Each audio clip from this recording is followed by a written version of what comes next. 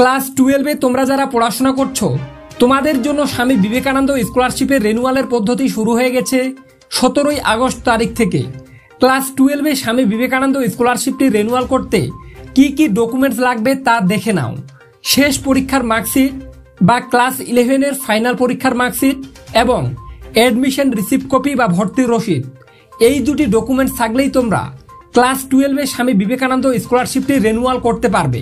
তোমরা ইউটিউবে এমন অসংখ্য ভিডিও পেয়ে যাবে যেখানে অনেক বড় বড় ইউটিউবার তোমাদেরকে জানাচ্ছে স্বামী বিবেকানন্দ স্কলারশিপটি রেনুয়াল করতে ক্লাস 11-এর ফাইনাল পরীক্ষায় নাকি 60% নম্বর পেতে হবে।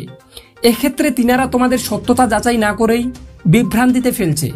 এর আগেও তারা তাদের বিভিন্ন ভিডিওটিতে এমনটাই বলেছিল, কিন্তু আমি আমার প্রায় সমস্ত স্টুডেন্টদের তাদের কোথায় কান না দিয়ে কিছু নম্বর কম থাকা সত্ত্বেও রেনুয়াল করতে বলেছিলাম এবং খুশির খবর তারা সকলেই এই স্কলারশিপের টাকা পেয়েছিল।